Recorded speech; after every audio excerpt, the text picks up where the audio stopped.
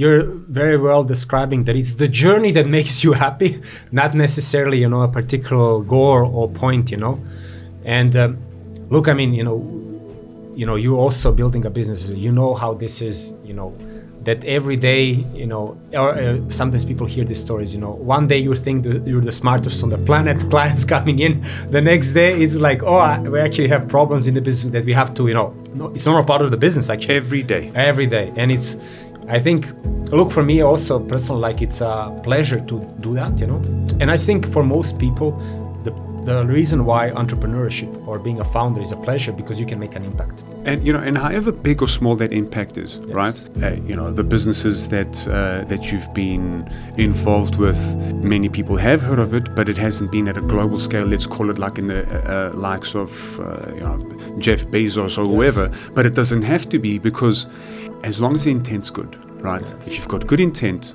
whatever you did, there was a ripple effect.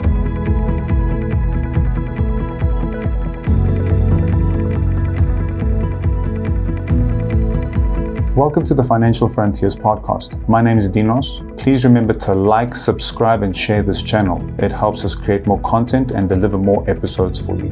Hope you enjoy this episode. Here's another episode of the Financial Frontiers, the Leaders in the Field podcast. Today, my guest is a special one for me. We go back some years. Anton Golub. Anton, entrepreneur, investor. You got experience with receiving investment. We go back in the days of Like. We can talk about Like as well. Looking forward to a conversation over here. Anton, please introduce yourself. Let's have a general conversation over here about entrepreneurship, yes. Trading, funding, Cyprus, Dubai, Switzerland. Let's have a general conversation here. Looking forward to your insights. Awesome. So first, my friend, thank you very much for having me on your podcast, and it's really a pleasure. And as we discussed, a little bit before, a few minutes ago, I noticed your podcast and what you're working on, and I have to say it's very impressive, So even more greater, privilege and happiness on my side to be a part of it, So really, and as you mentioned, we go back for a long time, so this will be a very friendly, but still very professional, business-oriented discussion, and, really glad to be on this, yeah. And I was also reflecting, like, how do I introduce myself so the audience, and everybody listening gets the best out of it. I think the best is to say a little bit about my childhood, because I think childhood can form you and explain a lot of things then later on what happened in your life. So yeah, I will try to do that. So I'm originally Croatian, born and raised there, and spent my childhood and my kind of early adulthood in Croatia. And had a lovely, amazing childhood, with, I think, my parents shaped a lot my personality and my character, which reflects then later on, kind of, as you mentioned, that I'm an entrepreneur, founder, investor, And, what kind of was a defining moment in my life is actually that my father was an entrepreneur. So he worked for big Croatian companies, but then he founded our family business. It's in a completely different domain than what you and I are doing. So he was in the leather business because he was a veterinarian by background. So he worked with leather. It was a big success story, like as a family business. And another defining moment was actually that Croatia had a war. Yugoslavia fell apart, and he had, this was also a defining moment in the sense that, my father joined the military, had to join the military, which means that the family business was, it basically couldn't sustain itself going forward. And I kind of saw that, but what I want to say here is actually my father used to keep on telling me, you'll be the happiest when you have your own business. When we talk about people and entrepreneurs and, running a business, there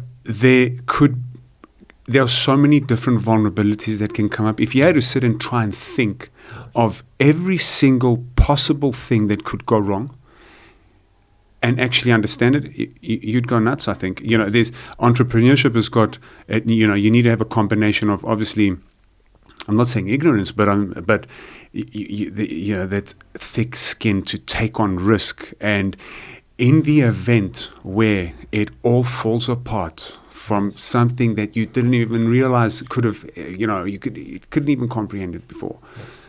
How do you pick yourself up and just go again? like what your dad said. So when was that war? The war started in 1991, and then my father joined the military. It's like that. In 91 he went to, and obviously that means that the family business is like it cannot work anymore without my father. Yeah. So, but I think it's interesting. He kept on telling me, you will be the happiest when you are. He says in Croatia we say your own boss. But it means you run your own business. And obviously I had no clue what he thought by by that when I was very young. But it was kind of like what stuck with me. But it's not something that it's just he kept on telling me that, And my childhood was, obviously the war was one part, but overall I had a very interesting, nice childhood. My parents very early on realized I'm good in mathematics. So, that was another defining moment for me. To say, they said, okay, he's good at math. He will have to do a lot of math, when they notice something. Yeah? And that means, I study mathematics in Croatia. These things, parents, right? Yes. Having the smarts. I try to do this with my kids. Yes. I can't tell. You don't have kids, but let me tell you, that is a whole other challenge on its own, right? Yes.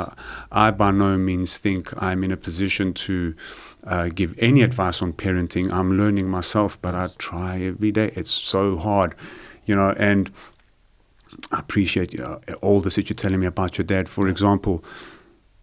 And I just want to go back to this example, right, with the war, where you don't know where it can come.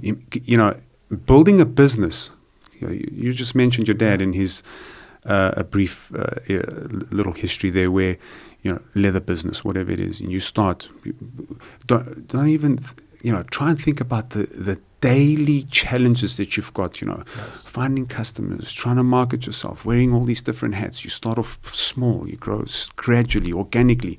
I can imagine and, let's not forget the stats that, whatever these stats are, whatever that right number is, the majority of businesses, whoever goes and starts a business, they close, they fail, right?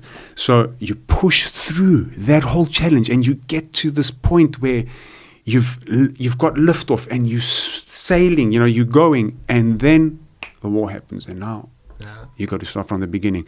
That takes a lot of, and you've got kids too, now you got to keep your cool and show the right, guidance and the lead and show your kids whatever it is how to be. And this thing about you will be the happiest when you're an entrepreneur. What that means is, it doesn't mean this is my takeaway, is when you establish yourself as as an entrepreneur and you've got a business that's successful, that is the point of happiness. It's not that, because that business is there today, could not be there tomorrow. But if you built it yourself, you can do it again. And having that control of being able to pick yourself up, that's happiness, right? Absolutely. Yeah. Because I think you're very well describing that it's the journey that makes you happy, not necessarily a particular goal or point. And look, you also building a business. How this is. That every day, or sometimes people hear these stories, one day you think you're the smartest on the planet, clients coming in. The next day it's like, we actually have problems in the business that we have to, it's not a part of the business actually. Every day. And I think, look, for me also personally, like it's a pleasure to do that, And I think for most people, the reason why entrepreneurship or being a founder is a pleasure, because you can make an impact. So yes, you're dealing with challenging situations, and you have to pick yourself up when things are not so well. But the fact that you can make an impact, I think this is what inspires me personally most of the time, because I have never worked in a big corporation, so I don't know. But I hear from people that when you're a small piece of that big machine, maybe you don't really see that impact, or how it's clear that you make an impact, which, when you reflect on it, we are here on this earth, and we want to make a positive impact, right? Actually. Of course. And, and however big or small that impact is, right? The businesses that you've been involved with, many people have heard of it, but it hasn't been at a global scale. Let's call it like in the likes of, Jeff Bezos or whoever, but it doesn't have to be, because as long as the intent's good, right? Yes. If you've got good intent, whatever you did, there was a ripple effect. You inspired someone, maybe even in an indirect way. Yes. Maybe somebody saw, if Anton can do it, then so can I. Yes. Right? And now you've got a positive impact on somebody you mightn't even know. Yes. Right? Exactly. And that is definitely very inspiring. And Yes. I love hearing these stories. So good. So with your dad, so you left. It was So I can give a little bit of background. So I studied mathematics. Was very good at mathematics. But really, like, also another thing was very clear for me at very early age is that kind of if I want to achieve my dreams, perhaps Croatia is not the easiest place to do that. So for me, it was clear for many years that kind of when I finish my education, university, I will go abroad actually. So I kind of like very early on, I literally finished my university education and I went abroad, to kind of build my career. And I think, how I actually managed to end up, being an entrepreneur is not straightforward actually for the audience to know. But, I usually say I was very fortunate to end up in Switzerland, but actually, moved to Switzerland to be a high frequency trader at a big hedge fund. I mean, people might hear me saying, well, Anton says he wants to be an entrepreneur, but he just said he was a trader at the hedge fund. Isn't the trader at the hedge fund the dream for all young men, And the answer is yes. So I joined a big hedge fund as a high frequency trader. So I was a mathematician. I knew how to code. I knew how to code trading strategies that operate in financial markets, all automated, fully computerized. And it was like a dream come true, like you work at a hedge fund, there's this capital comes from investors, your algorithms trade or very sophisticated, great. And I really enjoyed it. It was like amazing experience. But, the defining moment there as well was that, my boss at the hedge fund, Richard Olsen, he kept on telling me like, Anton, there is this thing called Bitcoin.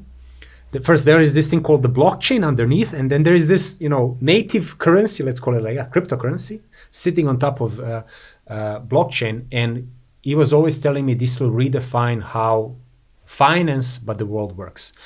And he was always like explaining to me, and I was always reading a lot about blockchain, how it works. That actually, in technical language, it's a settlement layer where you can swap tokenized assets. And, it can move extremely fast and extremely efficiently. And the reason why I kind of understood it will change the world is because I knew how it worked when we were trading at a hedge fund. Because something unbelievable happened when I was at a hedge fund is like, I was a high frequency trader. So it means you trade in milliseconds. Mm-hmm. But then you would hear the back office, people tell you, we settle in a couple of days. And you would be like, wait, I trade in milliseconds, so how do we end up with days in the back that the assets get settled? And then when you ask yourself, okay, why is this happening like that? And then you learn it's because of how the financial system works.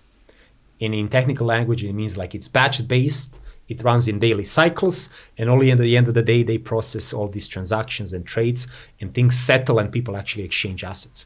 So when I was hearing that there is this new technology, decentralized, everybody can join, everybody can run it, where you do that extremely fast and at low cost. And I was looking at the traditional world and I was like, I understand how this will change it, So this was for me, because I want to explain this because for a lot of people, I have big belief in cryptocurrencies, but for me it was always understanding is the settlement layer, the blockchain, which can really redefine how the world works, is because I could relate it to something happening in traditional finance.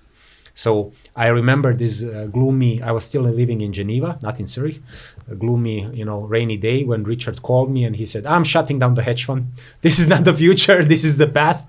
We need to focus on new things. And I thought, wow, this is a horrible start to the day. When your boss calls you and says, I'm shutting down. But then he said, but Anton, this thing I was telling you about, Bitcoin, blockchain, this is the future. Let's focus on the future, not on the past. And when he said, let's create a startup, that will work in this field, I was like, let's do it. I could understand, where is the opportunity. And, Like was launched as the second ever crypto company in Switzerland back in 2013, formally incorporated. And off we went on that long journey with the ups and downs, and that's how we met over time as well. And that's kind of like the story of Like. So for those who don't know, Richard Olsen is a big name, right? Yeah.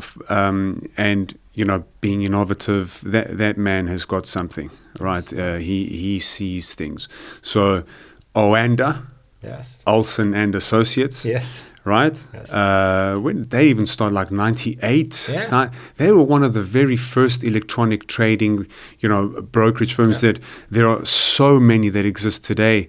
And I think they might have even been before even, so in the industry, that I'm mainly involved in is MetaTrader, MetaQuotes. Yeah. I think maybe even before MetaQuotes, right? Where he obviously had this vision of, financial markets and accessing trading and whatever it is in a CFD product.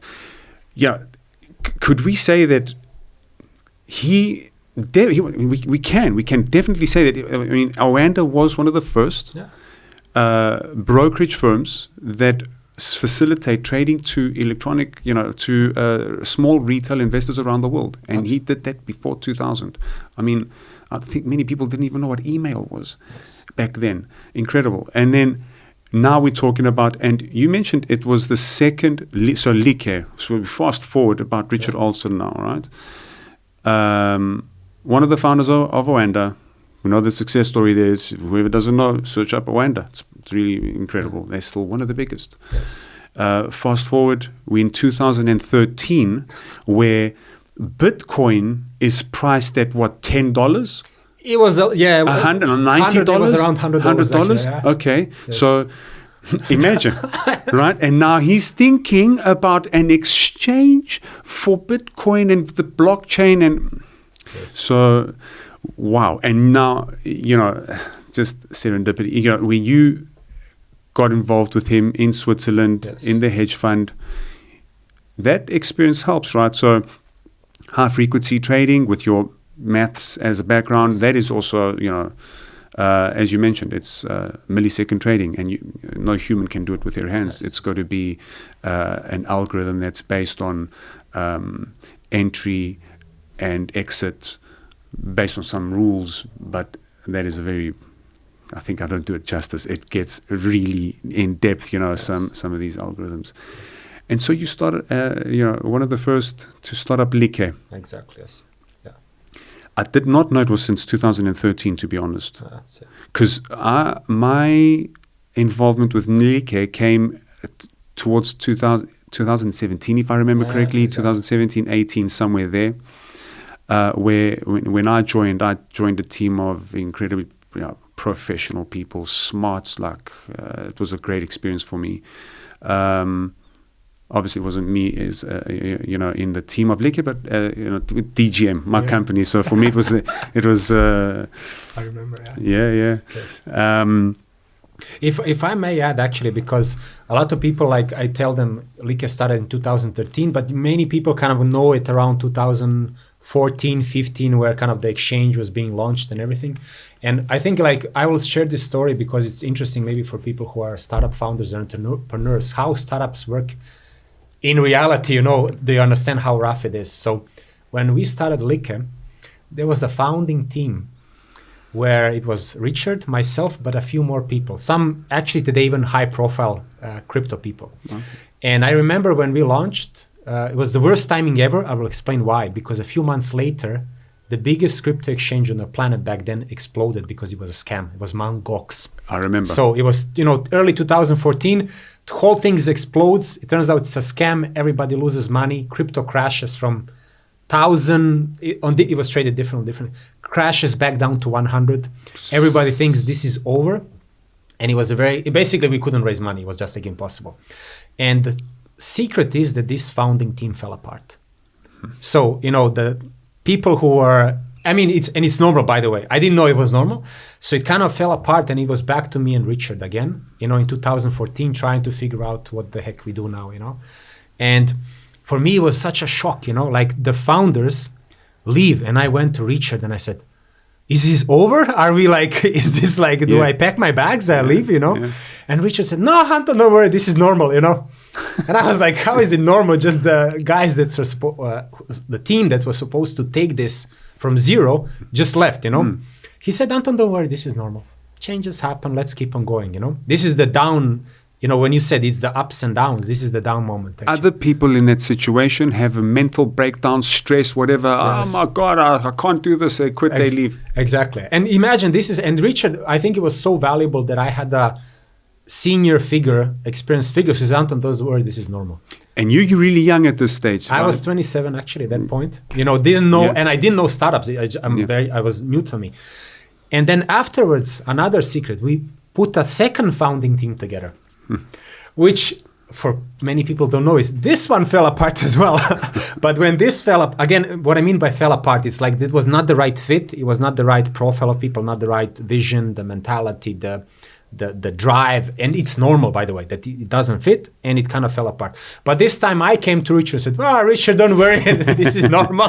We'll find other team members. But to kind of fast forward a little bit more, is towards the end of 2014, kind of like the team that you actually know about got together. So it was like some names that I can mention, like Sergey, Misha, Lena, Demetrius, our friend as well, kind of got together, and this was actually the team that kind of started building Like. And kind of end of 2014 and so on, some funding came in and the kind of company started slowly growing. But I really wanted to say that actually because this is usually the stories that you don't hear. No. That the startup has several founding teams, because and it's normal because I understand it has to be the right fit actually. Yeah, I mean, and Like that started out many years before some of the biggest exchanges that exist today, right? Yes, exactly. So it's not as if they weren't onto something; they were, of course, onto something. Yes. And the fact that that name Like isn't globally known is not that that it wasn't a good idea in terms of innovation. They still exist, right? So. Why don't we talk about Like a little bit and give your best description of what Like is? Yeah. So original vision of Like, many years ago was actually to build a digital asset exchange where anybody can exchange anything of value with any other person. So kind of, it was not just meant to be in a sense that people can trade cryptocurrencies. And I want to emphasize this because back in 2013, 14, the only thing you had was cryptocurrencies, actually. There was no tokenized assets. There was no stable coins. There was no utility token as a term did not exist, actually. Stable coin as a term did not exist. But we had this idea that you could put anything of value on the blockchain in a form of a token. Back then it was called a coin, and that you can exchange it through this, marketplace, however you want to call it. And the vision was actually to build a free marketplace in a sense that there are zero fees actually when you want to exchange. Obviously, the business model then has to be different if you have zero fee marketplace.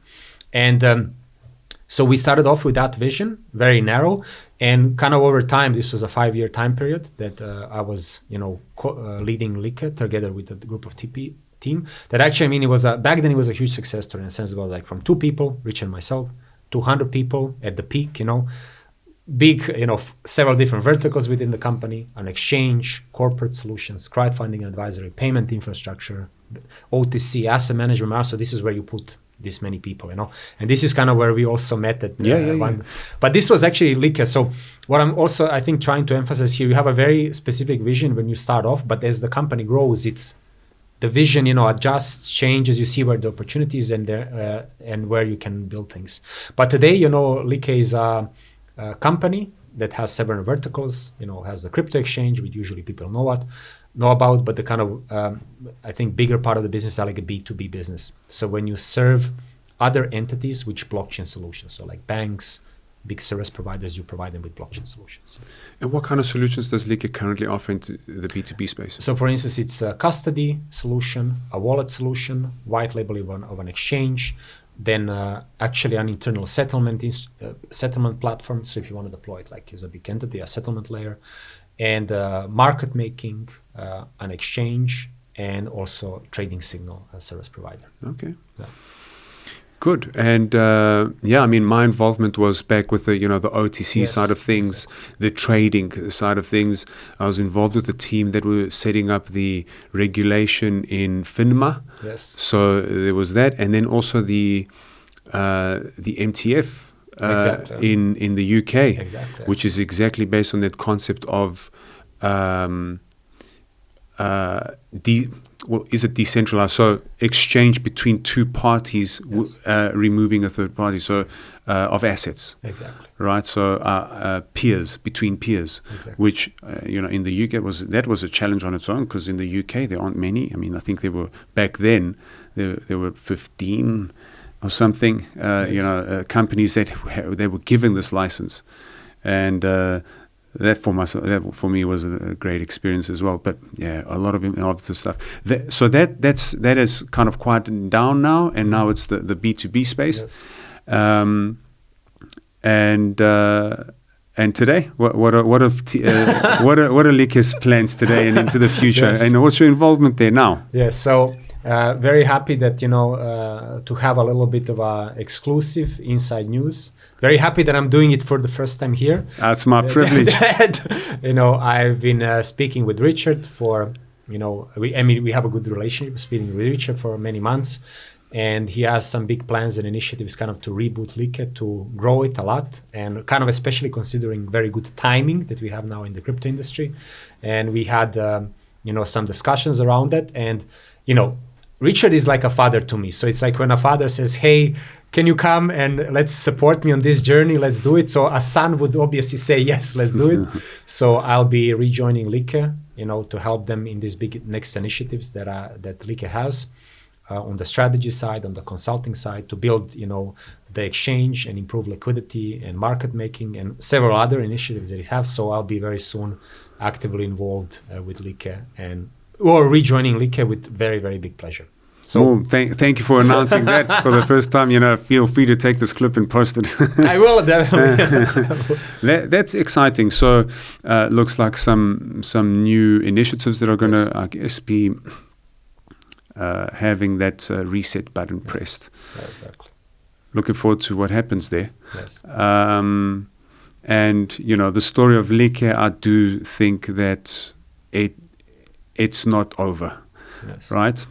Why not? You learn off of these other companies who, after Like, set out and have become huge, and Like is still around. Yes. It's still got some kind of a revenue stream. It's survived. I must be honest that back then when there was restructuring happening and whatever it is, it was one of the times where there was trouble. Yeah. I thought this is going to be hard to go through, but still around. They're still surviving, and that is quite incredible.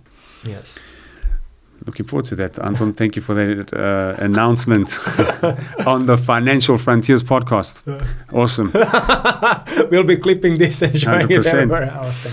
Good. So, but that doesn't mean you're full time with Like. You obviously still have your other ventures. Yes. Let's talk a bit about your experience in raising funding, because I can remember back when I was in my initial days of DGM, I was looking at different options and whatever it is, how to push through the weeds. And one conversation we had where you gave me, having experience with, fundraising and whatever it is, it was an option I was maybe considering, if you need to survive, how do you do that?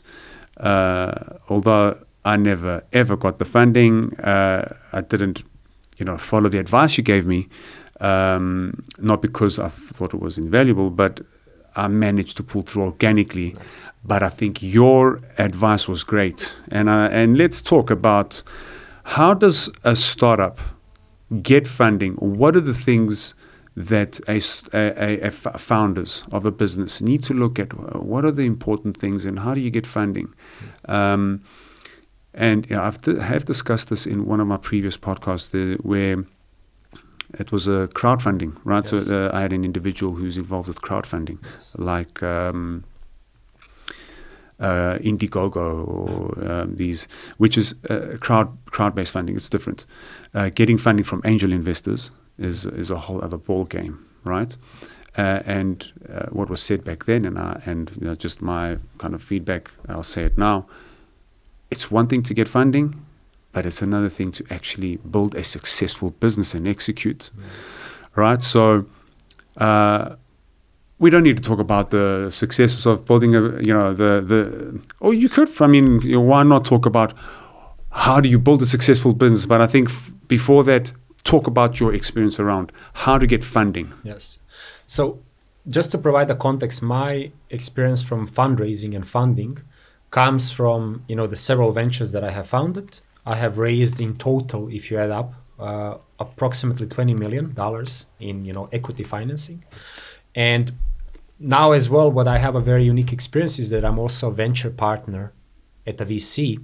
So I also now understand very much the process on the other side, because when you fundraise as a founder, which I did quite successfully, you kind of never understand what's happening on the other side. And I think what could be useful for a lot of people is for a founder who is now also part of a VC to explain the story, what's actually happening, and maybe to explain why you many times got the funding or didn't get the funding, if we're kind of talking about that. And first, I want to really mention something that you emphasize very important is it's a founder decision. Do you want to raise external capital or not? And this should be both your personal decision, how you want to build your business, but the second one, are you a fundable company? I think this is also a very important story. When it comes to personal decision, I want to emphasize that you should really here reflect as a founder is, do you think that it's the best possible path for you and your company to have sizable external shareholders who have a big impact and control over your company? Because as soon as you have a lot of external capital, you're not the person in charge anymore. And especially if you have less than 50% of shares, you are not the person in charge, actually. You are their shareholder, you're a CEO or a C-level team member, but you don't own the company in that sense, actually. So it's first very big reflection, do you want to give up that power?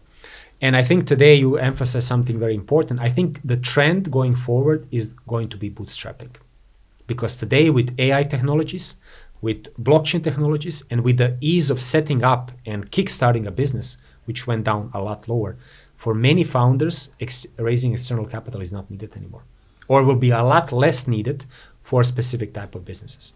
But after you reflect on it and you say, I want to be a fundable, I want to raise capital from professional institutional investors and VCs, you really have to understand is that VCs, the way that their business model works is they usually invest in 100 companies and a few companies make it big and all other fail. They go to zero. Now, if you think of that, you think how can this business model work? And I'll explain how it works. You invest into 100 companies, 3 give you 1,000x. So if you invested 1 million, as an example, for instance, 3 of them give you 1,000x. So on these ones, you make 3 billion in total. And the fact that all the other ones went to zero or completely irrelevant, that doesn't move the needle for you from a perspective of that you have to return capital and profits to your investor, because as a VC, you have an investor. So this is how the business model works. So when a VC invests, they very much look at, can this investment opportunity give me a sizable, really, really huge return? So they don't care if you return them 20% after 5 years. This is not important. Can you give them 20x, 50x, 100x? That's the business model. So when they look at you, they will look at your business and say, can we close our eyes and imagine the market that you operate becoming so big and you becoming such a big relevant player that we can get that return? Wow. That's actually the business model. So when you structure and build your business, you have to reflect, is this possible with my business? So can I end up in 5 to 7 years with 100 million revenues? If you apply a 10x multiple, then you get a $1 billion valuation. Can that happen with my business? And you have to be very honest with yourself. Maybe you say, no, I can only get up to 10 million. I can have an amazing business, super profitable. We have 10 million in revenues, 8 million in profits, but we cannot get to 100 million in revenues. And if you actually, this is how you imagine it, this is how you see the future, then you are not the candidate for a VC investment. And the VCs know it, by the way. So the VCs as well will close their eyes and say, in our dreams, in our vision, in our future, can we imagine that this company does it? So 100 million revenues, 10x multiple or 20x multiple, depending on the business or on the industry. Can this become a unicorn? Wow. So it's a numbers game. Yes. I get the maths around that, right? I get the it's not super difficult. Yes. It's a risk factor, and it's kind of sifting through the mud to find that gem. Exactly. Right? But I want to emphasize here that VCs usually don't know who is the gem. So you invest into 100 amazing ideas, but you don't know who is the gem. And usually what I have seen is the idea you thought is the gem usually doesn't end up being the gem. Ideas are one thing. Yes. Right? The execution is obviously another thing. Yes. Like was a good idea. Yes. The execution didn't reach the successes of Coinbase. Yes. Exactly. So it's execution. It's Yes. right place, right time. And if you're in a position in a VC like you just mentioned, and this is just my takeaway from what you've said and I understand, is you cannot cherry pick because you don't know the gem. Exactly. You need to, obviously you've got some kind of define, characteristics that make your decision, right? Yes. Where you meet the people, right? If you've got some confidence in the person that's pitching the idea, right? This guy looks smart. I mean, it's the idea. I like the idea. I mean, I think it will work or not. It depends on the market. I don't know. Seems good. Check. I like the person. Check. Do some due diligence. Nothing scammy behind. Check. Whatever those check marks are. Try. Here's money. Go. And you do that over and over and over, and you don't know which one's gonna. Yes. But then the ones that do cover the losses of, because that one that you found would not have been found if you didn't have that more yes attitude approach, Yes. right? Absolutely. That's from the VC. Do all of them operate that way? Or All of them operate like that. It's really like there's an understanding that you will have a lot of situations where the outcome is not favorable, meaning if you get the money just back, you're super happy, but most likely you will end up with zero, like it will be written off for whatever reason. And you have those few huge success stories. It will kind of like compensate, if I call it like that, for the losses. And I really want to say is like what I have seen and what I've heard from a lot of other VCs, that actually in the end it's a bet on the team. Because as you say, ideas can be many different ones. And also what's very common is like the first deck you receive from the founders at the early stage funding, and then you take the deck of the company 5 years later, and if you compare the two, you would say, but these are not the same companies, And then you, of course, maybe the idea initially was not well defined. Maybe it was a completely wrong sector actually, but the team figured it out. They pivoted. They found a way how to make money. They grew that. They scaled that. And then 5 years later, you're saying, this is not the same company. Right. And I'll give you an example. For instance, YouTube. Everybody knows the YouTube. It's a platform where you upload videos and then people watch videos. It started off as a dating site. I didn't know that. Okay. For instance, but you have a lot of other examples. Like obviously you have cases where you have a unicorn that started with a clear vision, adapted, and then ended up something in line with that vision. But maybe a better example is Uber actually started off as luxury limos to transfer you between the airport and the city. This was their initial. Today, Uber has really changed society actually, right? Yeah. So this is what I'm saying is like, usually, and when I talk to other VCs, usually they tell me the biggest regrets they had when they didn't invest is that they knew the team was great, but they were not convinced about the industry, they were not convinced about the market or something. And later on, the founders figured it out and they lost out. They lost out actually. So this is, very interesting kind of like to be a part of that. And maybe just to kind of emphasize a little bit more is that obviously investments into a company from a VC perspective look very differently if you're investing very early on, or if you're investing very already when the company has clients, or already when it has 1 million or 10 million of revenues. Yeah. So these are different risk profiles. It makes sense, right? The premium changes. Yes. I mean, the chances of success as a startup kind of matures and starts proving its model. And, it might not be exactly the model that it was initially set out to do, but it's gaining traction and it's able to pivot quickly. The risk is a lot less. It makes sense. Yes. And then the premium goes higher. Yes. So just going back to, Anton, who has got experience in trying to raise funding and also now sitting on the VC side and is listening to people who are trying to raise funding. And so we started off with your positioning there, where you are part of the team that decides on which businesses to give funding to. And with that view, right, what the VC strategy is invest in as many startups as you can. One of those are going to go unicorn, and you're going to make your money back.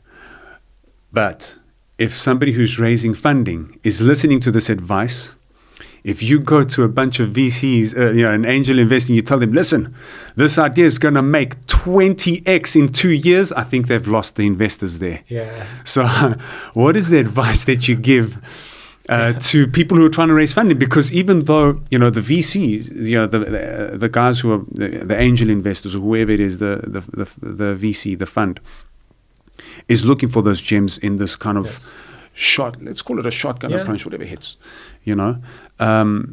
the investor can't go with that perspective. Yes. I think the investor needs to go, because this also plays into the investor's grounding and execution approach, right? You got to be conservative and face reality. What happens if nothing's all super floaty, hunky dory, nothing, right? So, what kind of advice would you give a startup who and their founders looking to get an investment? How would their angle be? Yeah. So what I think what I actually, for instance, kind of was not really emphasizing in my approach, trying to raise funding, is that usually you hear stories from people telling you need to build a relationship with your potential investor.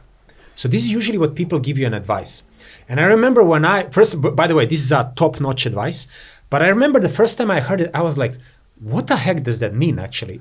Do I build it like a relationship, or like I build it with you over 5 years? But they tell you need to build a relationship with a potential investor. This is an excellent advice, but let me now clarify what that means from a VC perspective. When an investor comes for the first time in touch with you, they don't know your track record, how you're delivering, can you execute, are you a good person, is this the right fit? So what people mean when they tell you need to build up a relationship with the VC, what they're telling you actually, you need to build a track record with these people, and you will do that by, for the next 3 to 6 months, showing them that what you communicate, you deliver on that exactly. You are transparent with them in the communication. You clearly state what's working, what's not working. And that gives them an opportunity to internally make the case for you. Because I tell to people now, for you to get an investment from a VC, there are 3 things you need to have. You need to have internally a stakeholder who will say, I vouch for this company, for this startup, and I'm going to pitch it to the partners, and I'm going to convince the partners to say yes as well to this investment opportunity. The second thing is the timing has to be right. Let's say the VC is very busy with a huge investment, and it's going to take their time for the next month.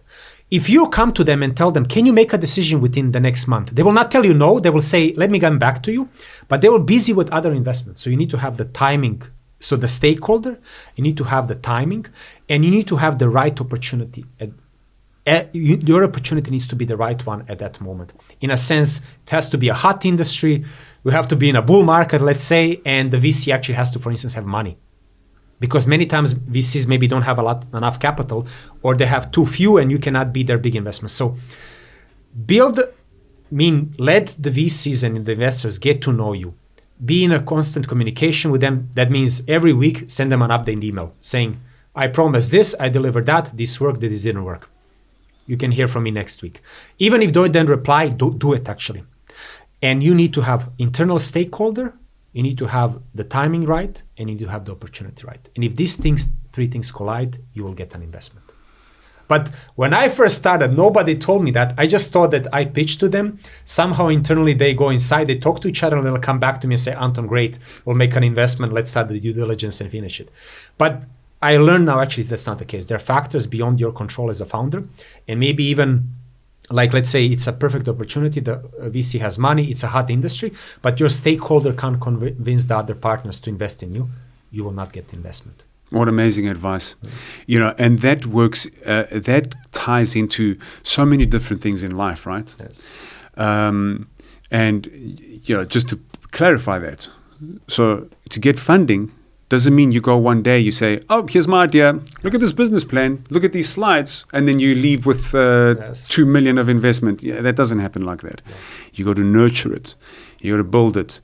And that's true to everything. You know, you want to date that hot girl. You got to nurture, speak to her, say, hello, my name is whatever, small steps, whatever it is. I'm not the right person to give dating advice. I was never good at it. I've got my beautiful wife and that only one, and I'm not changing her for anything. Nice. But, also, in my business, you want to win over a customer, right? So there's a customer. It doesn't happen, although this has happened, I've had the calls where it's first call, boom, I close that call. It can happen. It can happen. A lot more difficult with funding, I believe, because there's a lot more at stake. There's, it's a big decision. But even the smallest customer, right, for me, it's nurturing. And, the stats come into play. They're just talking about sales, right? This is normal sales. Yes. 80% of the deals that you close happen after the 5th, 6th follow-up. Right, so people who are in sales, first of all, you need to be ready to hear many no's. Don't call me. I'm not interested. You need to be ready for that. Yes. And the ones who do show interest, it's nurturing them. Say, thank you. Can I speak to you in a week? Give a promise, right? Say, I will do this for you. Deliver on it. Yes. You build that trust. You build that. You're proving yourself to somebody who doesn't know you. Yes. Right? That's how it works. Even before the customer becomes a customer, and then once the customer does believe in you and say, "Okay, let's go," now you need to deliver on what you promised, and again needs nurturing. Right? You need to. Put a lot of emphasis on this. You got to show reports and say, by the way, this past month, this is what I've been doing for you.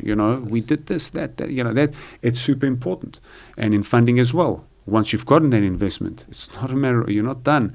You deliver, show, speak. Great advice. Yeah. Anton, you touched on a beautiful topic. One that I've not spoken about, and I don't think there's been a lot of content in this generally on this. You said bootstrapping. Yes. This ties into a lot of things, right? Because as you mentioned, there's AI, there's technology. Anybody can be a founder of whatever business without going through this tedious, let's call it tedious, right? The tools before for you to start up a business were limited in terms of you needed funding. And what is the funding for? So you can have access to resources to materialize the product or idea that you have a vision on. Bootstrapping is different. We've got technologies. One person sitting in his garage can spin up a business that 20 years ago needed millions in funding. I want you to give details about what does bootstrapping mean? What is it? How does it work? How can somebody start up a business with maybe minimal or even zero funding? Yeah. So, in a sense of bootstrapping, the way I have seen it or experienced it, when I see it very positively, is that bootstrapping sounds amazing because it means like I built something with my own initial investment, which is usually just time and tools. I somehow find magically clients. They love the product. I start getting in revenue, so I don't need external capital, and this is like an amazing story, amazing circle actually. And even though actually the way I described it, like how it should happen, the way bootstrapping should work, meaning you build a safe, self-sustainable company or a business, is in the opposite direction of what I just described. So what I mean by that is that first, you should create a community of people who are interested in your idea and your product. So literally that means you should go out to the community and pitch them a product as you have it. So that's kind of like the first step. And if you actually get traction or you get feedback, I would like to, and you say, click on the website, you put click here to sign up on the wait list for the product. Imagine you do that and 10,000 people sign up. Still doesn't mean anything, but it's an indication that maybe people are interested in this product that you're pitching. Or imagine if nobody signs up. If nobody signs up and there's no feedback, that either means that you have not been able to reach the right community, so just keep that in mind, or that you have been able to reach the right community, but nobody cares about the product because it's not a good product. So you should actually first, when you talk about bootstrapping, is build a series or a group of prospects who would like to get that product. And after you get that, you get an indication what they would like. Then you should go out and build a first minimum viable product that could serve those clients. So even though I described it like in one direction, the way bootstrapping should work is in a completely opposite direction. That first you should have an indication people want that actually before you go out and build it. And you mentioned some tools actually, how you can build a product. But I would mention actually two approaches how you can do that when it comes to bootstrapping. You can either first offer a service or you can offer a product. But I think for a lot of people, when it comes to bootstrapping, I think they should first focus on offering a service and from that create a product. Because product requires a lot of investments and technology and so on. But if you offer something as a service, you can pre-validate that this is what people want. And once you actually get some substantial traction, you can say, how can we make this scalable? So not only I have 1 or 2 clients, I have 100 clients or 10,000 clients, depending on what it is. So I really want to make a differentiation here between a service and a end product, and that it's easier actually to offer something at the beginning as a service, and once you see it scales and it grows, you make a product out of that. So this is a little bit my understanding and how I would mention, to people how they can, bootstrap a business, but really the emphasis key is focus just on the clients at the beginning. Even if you have 0 product, just focus on the clients, and if they say yes or they're interested, then the bootstrapping becomes more viable in a sense that you have an indication that this makes sense. That is advice that can save people a lot of money. Yeah. Because when does the market want what you think is such a grand idea? Yes. And before you go, and whether it is you put in your own money or you've found some funding and you've managed to convince some investors to give you the money, only to realize after spending some millions that actually the market did not need this. Yes. That is advice that can save a lot of money. And while, granted in that approach where you're trying to build a community before a product is even ready, has got obviously its own challenges, yes. Right? Because you don't have a product that's ready. So how do you communicate that,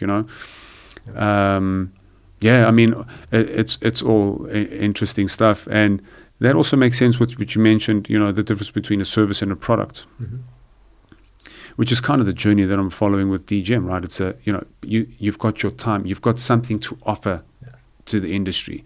It's a skill, right? That's perhaps difficult to find, or maybe not even difficult to find, but one that is in high demand, right? And you start off with that, so you're able to survive month by month. And then as long as you have this vision of creating, because I think one important differentiation between services and a product is that once you've got a product, especially a technology product, it doesn't need your time. Yes. Services need time. Yes. And when it's not your time, it's definitely time that you need to scale out to a team that's below you, or that's part of it. It's part of the company. Yes. All interesting stuff. So, Anton's time today, you're obviously with the VC, now with Like, looking forward to seeing the developments there. Are you looking to raise any capital for any new ventures that you... what's your time on being spent on these days? Yeah. So, in terms of fundraising, this is not like a top priority for me at the moment due to the circumstances. But in terms of my time where I really want to invest my efforts as well is something that I've been reflecting a lot in terms of where do I want to spend my time. And, I've been living in Switzerland for many years. You and I met in Cyprus. I've been to Cyprus many times. But I'm very closely observing what's happening in the Middle East, actually. Specifically in the United Arab Emirates, in Dubai, in Abu Dhabi. And really also impressed with the achievements, that they have done. Because literally 20 years ago, this was a desert. Yes. So it's a miracle made from sand, actually. And also in context of the capital, really what we see trends lately in the last couple of years is that the capital is in the Middle East. Meaning in the Kingdom of Saudi Arabia, United Arab Emirates, Oman, Qatar, and so on. They have an enormous amount of capital. They're investing it. And they're deploying it with a vision to build a better future. And this is something very inspiring. It's also something that I'm personally considering. Maybe it's the right move for me to, spend more time in the Middle East, because I really feel very optimistic what's happening. That's interesting. Very bullish. And where specifically, Dubai or? It would be in Dubai for a particular reason, because Dubai is what it's actually also when you go there on the ground, it seems very crypto friendly. So, crypto companies all have this challenge, where do they go around the world depending on the regulatory, sentiment, let's say it like that. Yeah. And it seems that there's a lot of challenges around the world with different jurisdictions who are openly hostile towards crypto companies for, I think, personally not relevant or the right reasons. And Dubai is a very friendly and welcoming jurisdiction for crypto companies. Namely, they have even set up a local regulator called VARA that deals specifically with virtual assets, with crypto assets, with cryptocurrencies, where a lot of companies have set up shop there. So, for instance, the world's biggest companies like Binance, Bybit have offices there. And a lot of people are moving there. And the reason why I mentioned in the end the people, because my experience is in the end, it's the people who make it. Mm-hmm. So if you see a lot of smart people moving in the direction, a certain direction, then it's good to take a closer look what's happening there and reflect if it's the right place for me as well. Agreed. Dubai, every time I go there, we've met there quite a few times. It's such a vibing place. There's a lot happening there for sure. And, there's money there. They've got a lot to invest, and that is interesting. Yes. What about Cyprus? So Cyprus, first of all, it's a very dear place of mine because I have so many friends like you as well. So for me, coming to Cyprus, I came to Cyprus for the first time so many years ago that I remember it. There was just one, skyscraper. I don't know how you call it. The Oval. The Oval, exactly. It was the only one back then, actually. And I was welcomed by dear friends, and we had a great time. I remember it still. They took me to Marina, and we had such a great time. And I still remember it. The pictures that I took at Pier 51. How is it called? Actually? Yes. So I remember, I had such a great time, and I always, is dear to my heart and close to my heart. And first of all, I'm very impressed what Cyprus has achieved in the last, kind of how I know it, a little bit less than a decade. This is so impressive. And the amount of people that are here now, the amount of businesses that are coming to Cyprus, and the opportunities that Cyprus gives you today is, I think, spectacular. So people of Cyprus can be so proud what you have achieved. And I, as an outsider, when I kind of take a look at it, it's spectacular. I also see challenges there. I mean, if you go to Limassol today, it's madness. I mean, there's so many people, traffic, and it's in a positive way. So it's a challenge coming from a growth, right? But I think such positivity, such great vibe. And look, also one thing that you should not, we should emphasize, the quality of the lifestyle in Cyprus is spectacular. I come in from Switzerland, where it's gloomy, cold, dark, no food, nothing. We have a few months of sun, and it kind of, you try to get the most out of that. But what Cyprus can offer in terms of the quality of life, the community that you have, the positive values that you have, I think it's spectacular. And, really, I'm always with great pleasure come to Cyprus. That's amazing, and I think people who are listening to this who are based in Cyprus, that can be really inspiring, right? I think people in Cyprus and just generally in the world, but we're talking about Cyprus now. When you hear about these achievements and that you're doing great, it inspires many individuals to try even more. I do believe that there's a lot of talent here, and while there has been a lot that's been achieved, and you're talking about Limassol, how it was even 5 or 6 years ago, there was just that one, the Oval, and now it's the landscape has definitely changed, and the new generations just getting into the business world and just have a lot to offer. That is really inspiring, and I think many people will appreciate that.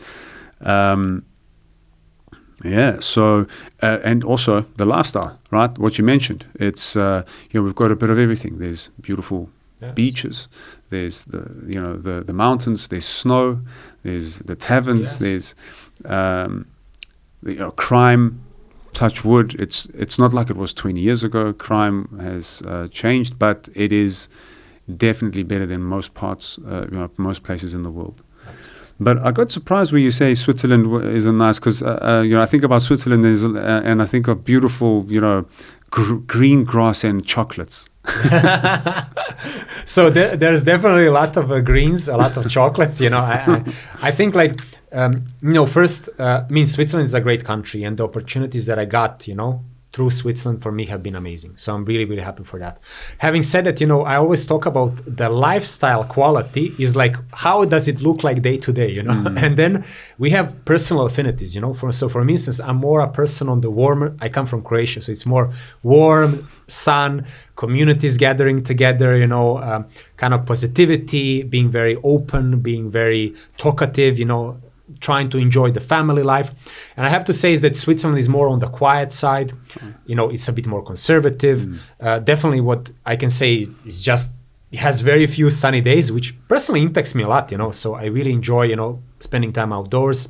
And I think the day-to-day life is very different than actually, for instance, than it's here in Cyprus. And I also emphasize this actually, like when I was mentioning what's kind of important, is because I think the world fundamentally changed after COVID.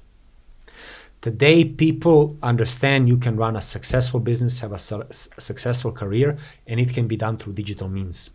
And the necessity of having a meeting or meetings or flying for a 1-hour meeting and then flying back, this is gone. I know people who flew from Zurich to London to have a meeting and come back in a couple of hours. Today, nobody will do that, actually. They will say, I have a Zoom, send me over the link, let's have a call. Yeah. And I think when people are reflecting where do they want to spend their life and where is the best next place for them, I think lifestyle impacts a lot. And I can tell you personally what I have observed for the crypto industry. Switzerland was booming 2016, 17, 18. And things fundamentally changed after COVID. And today, if you go to Switzerland, to the crypto valley, let's say it's a bit quiet, and that's actually then impacts, the development a lot because of what I mentioned is that in the end, it's all about the people. And if the people are not there or if they're somewhere else, it will be a very different outcome. Yeah, 100%. I also know this about you, Anton, that I remember when we met in Switzerland during the Like days that you were quite big on health, looking after oneself, exercising. I remember back then, there was these hikes. You were doing these hikes and walking up and down the mountain, whatever, a lot of, which I think, plays into generally a person's character, right? Where you spoke about, your upbringing, how your dad and your parents generally, how they kind of formed you and shaped you as the person you are. It's so super interesting. We are already an hour in, yes. Believe it or not. I want to talk a little bit more before we wrap this up around your view, and maybe you've got some insight around your involvement in the VC, your view around what new opportunities do you see in the next decade on a global scale, right?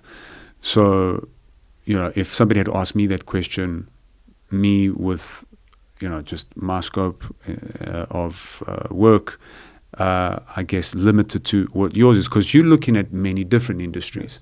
But in mine, it's a lot of attention is being paid to AI, right? I want to hear, how do you see the world changing generally? Are there technologies? Is there something else emerging that you think is, could be a potential that can be the next big thing? Maybe not even technology, because we all see the trends, right? Everybody talks about AI. Everybody talks about technology. Everybody talks about the blockchain, electric cars. Is there anything else, right? Or are those the main topics? Yeah. So I think one topic that's extremely interesting for actually the profound effect that it might have actually on the whole humanity revolves around health and elimination of actually sickness and illnesses. And I say this from a very fundamental premise that people usually have in mind. When you talk to people, they will tell you can have everything in life, but you don't have time. Time, goes by and you can never go it back. What if I would tell you, no, you have actually infinite time. You're never going to pass away. You're never going to die. Or even to maybe make this a little bit softer. What if your lifespan is going to be 250 years? I would say you have a pretty damn long time, actually. If we have advances on the health side that actually could enable that.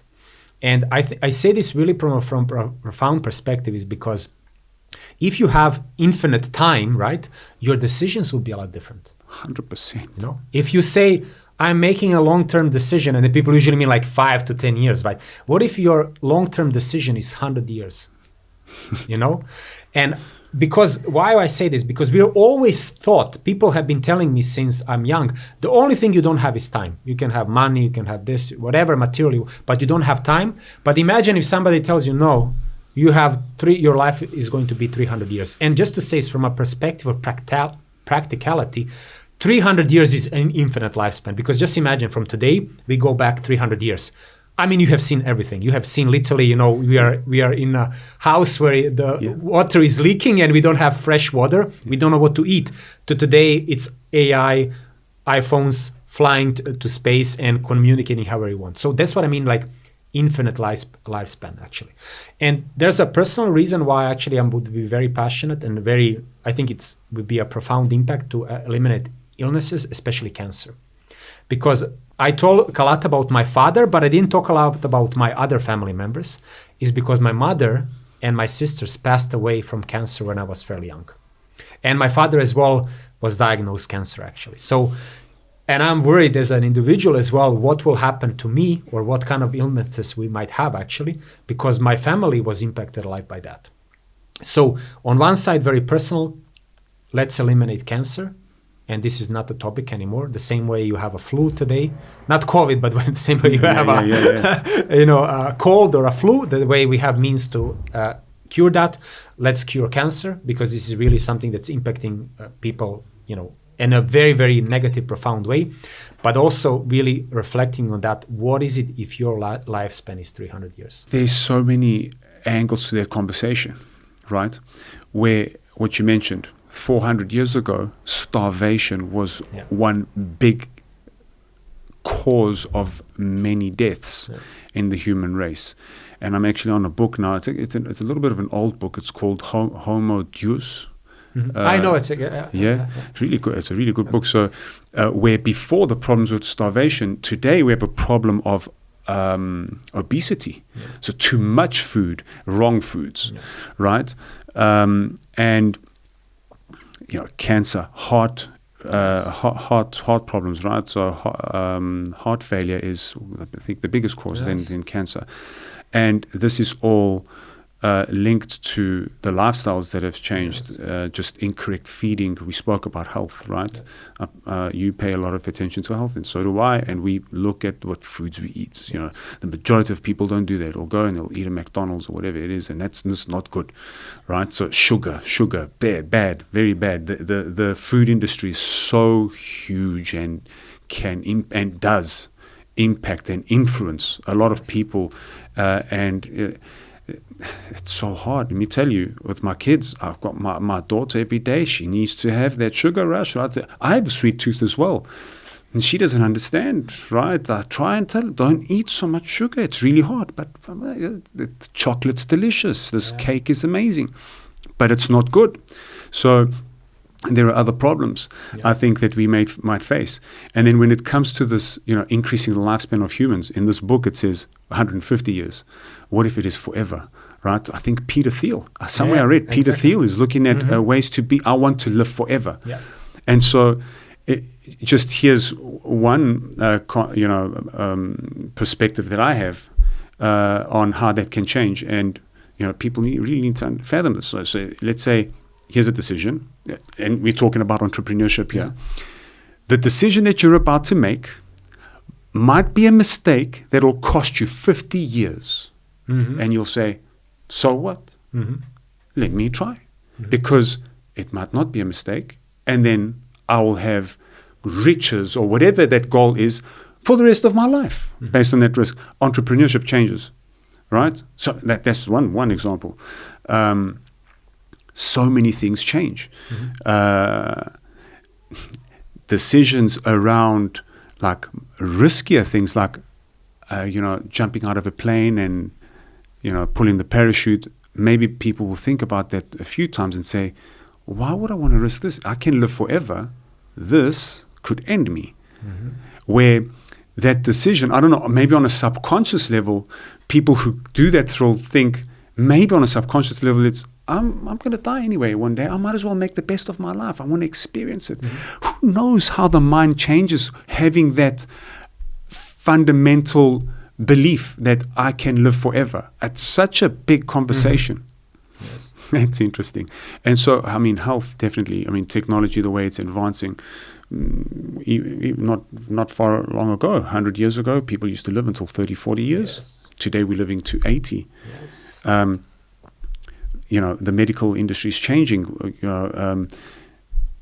Eyes, we were able to repair our eyes with, laser treatment. You open up the flap, this laser goes in, it starts fixing up your retina, and now you can see. That, if you just think about that, that is incredible technology. What we're doing as humans, you're fixing the eye, where before it was, adjusting the rays that hit your eye and putting these thick glasses in front so you can see. Now we're actually changing the actual structure of, the biology of, who knows how, if it's not possible, maybe in 300 years from now, where you need a new heart, get it repaired, right? You need new muscles, you just go, and it's just a simple procedure. It's just like today, if you've got what's it? Stigma.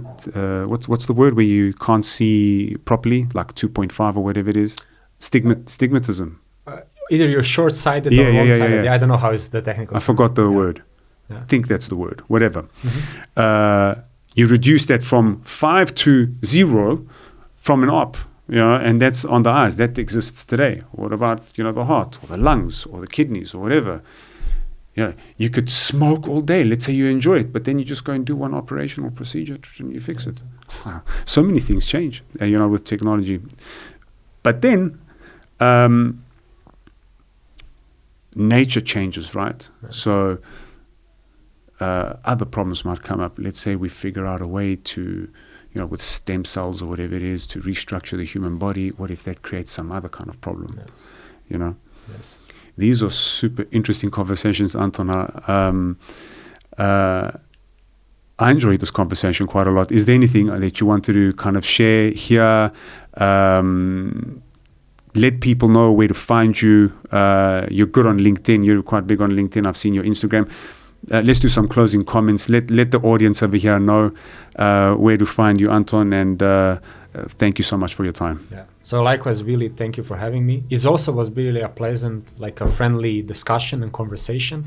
And also one of the key reasons why I'm really so happy that we had this podcast is because I really believe in the power of social media, of creating content and then enabling people to get to know you and really see how you are and your personality and build trust and so on. And as you mentioned, I'm quite active on social media platforms. So this is since like a year ago, and I'm very active on LinkedIn. And just the other day, somebody was introducing me and they said, I founded 4 companies. I'm a mathematician, worked hedge fund, crypto companies, and the person said, meet Anton. He's an influencer and very active on social media. And I was kind of reflecting like, wow, that's a very different introduction than a year ago. But for me, it kind of like, okay, this is like a specific moment, but what really stuck with me is that people mention it because the social media platforms were so powerful. 30, 40 years ago, the only way for me to communicate with people is if I would pay to go on TV or pay to have a big billboard. And today, you and I can do a podcast, put it in social media platforms, and who is interested can go and take a look. So I will then end up and close it saying, yes, with a lot of pride, I'm also now need to put, social media influencer, to my tagline or to my profile. And thank you very much for the really amazing and welcoming me and having an amazing conversation. So thank you. Thank you, Anton. Thank you. It's a wrap. Thank you for watching. I hope you enjoyed that episode. Remember to hit the like button. Comment down below if you have any guests you'd like me to interview. And any topic you'd like me to discuss in future episodes.